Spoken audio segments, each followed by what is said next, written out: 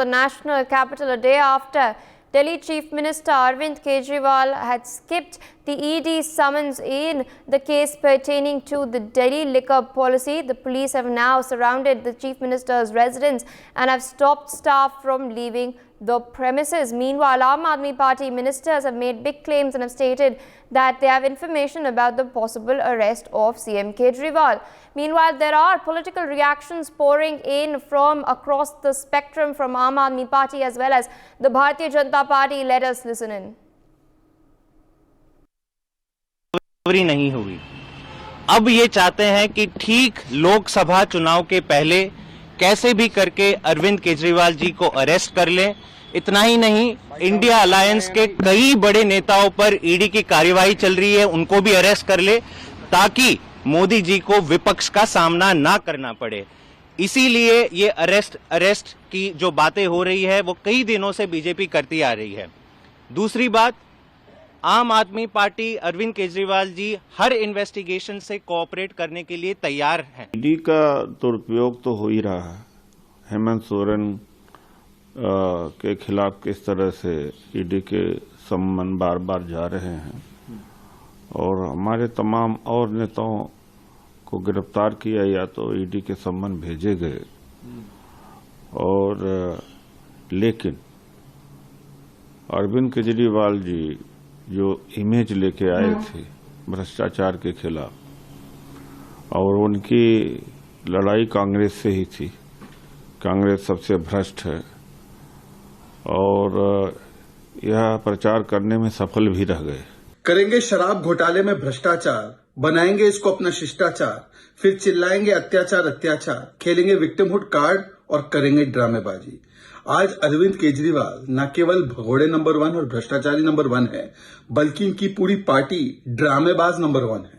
अगर Oscar award मिलना चाहिए ड्रामा करने के लिए, नौटंकी और विक्टिमहुड कार्ड खेलने के लिए, तो ये अरविंद केजरीवाल आम आदमी पार्टी को मिल जाना चाहिए। ये वही आम आदमी पार्टी है जिसने एक बार कहा था 800 करोड़ रुपए रखे हैं, हमारी पार्टी तोड़ देंगे जी, ऑडियो टेप है जी। क्या हुआ उसका? ये वही आम आदमी पार्टी है जिसने कहा सीबीआई हमें गिरफ्तार कर देगी जी। क्या हुआ उसका? ये वही आम आदमी पार्टी है जिसने कहा आईबी रिपोर्ट आई है जी, हम गुजरात चुनाव जीत रहे जी। क्या हुआ उसका? इसीलिए ये आम आदमी पार्टी उस बच्चे की तरह है जो बार बार कहती है भेड़िया आया और फिर बच्चे का विश्वास करना लोग छोड़ देते हैं, क्योंकि आम आदमी पार्टी ने केवल विश्वास तोड़ा है।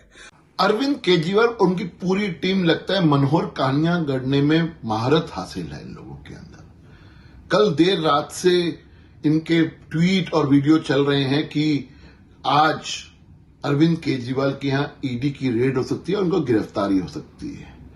मुझे नहीं पता इनको ये इन्फॉर्मेशन कहां से मिली, लेकिन कानून के तहत कोई कुछ भी होगा तो उसकी पे कार्रवाई होगी। ये कानून के तहत सब कुछ हो रहा है। 3 बार से आप ईडी के सम्मन को जानबूझकर इवेट कर रहे हैं। कानून के तहत कानून आपके लिए इंपॉर्टेंट नहीं है। कानून से ज्यादा आपके लिए इंपॉर्टेंट विपाशना है। कानून से ज्यादा इंपॉर्टेंट आपके लिए मध्य प्रदेश के और छत्तीसगढ़ के चुनाव है। लेकिन ईडी के सवालों के जवाब देना आपके लिए इंपॉर्टेंट नहीं है। ईडी को अपने सवालों के जवाब चाहिए। मुझे नहीं मालूम आपके यहां वो आएंगे या नहीं आएंगे, लेकिन कभी न कभी आपको ईडी के पास जाना ही पड़ेगा, आज नहीं तो कल। कहा करते थे कि शराब जो है शरीर और आत्मा का नाश करती है, पर इस शराब ने तो अरविंद केजरीवाल के चरित्र का भी नाश किया है। आज सुबह से मैं देख रहा हूं कि चोरों की बारात शोर मचा रही है, विलाप कर रही है कि हाय अरविंद हाय अरविंद। अरे जब चोरी की थी, भ्रष्टाचार किया था, उस समय ध्यान नहीं आया था। जांच एजेंसी से भाग रहे हैं आप, 3 बार बुलाने के बाद आप पेश नहीं हो रहे हैं और अब विलाप कर रहे हैं कि हाय हम गिरफ्तार हो सकते हैं। अरे जांच एजेंसी आपको बता के करेगी क्या? कानूनी प्रक्रिया का पालन आपको करना था अरविंद केजरीवाल, आप नहीं कर रहे। मैं आज भी आपको सलाह देता हूं, आप अपने आप को कट्टर ईमानदार होने का दावा करते हैं, जाइए साक्ष्य रखिए जांच एजेंसी के सामने, क्योंकि आप खुद भी जानते हैं कि आपने शराब में घोटाला किया है। माननीय मुख्यमंत्री अरविंद केजरीवाल जी ये भूल रहे हैं कि वो दिल्ली के मुख्यमंत्री जरूर हैं, लेकिन he is not above the law. देश के सभी कानून उन पर उतने ही लागू होते हैं जितने कि एक सामान्य नागरिक पर क्या करें, एक आम आदमी के आवरण में केजरीवाल जी एक बहुत ही खास आदमी हैं। वीवीआईपी सिंड्रोम से इतने ज्यादा ग्रस्त हैं कि नवंबर 2023 से ईडी उनको समन पे समन भेजे जा रही है। 3 समन भेज चुकी है, लेकिन केजरीवाल जी जांच से भाग रहे हैं, जांच में जुड़ना ही नहीं चाहते और कभी बहाने दे देते हैं चुनाव प्रचार के, कभी बहाने दे देते हैं 10 दिन की विपासना की वर्कशॉप में जाने के। और कल तो उन्होंने इतना उद्दंड पत्र लिखा ईडी को कि मैं तो जांच में जुड़ूंगा ही नहीं, आप एक क्वेश्चनेयर भेज दीजिए। अब केजरीवाल जी तय करेंगे कि ईडी की क्या प्रक्रिया होनी चाहिए जांच की। For more such videos, subscribe to the NewsX YouTube channel, hit the bell icon.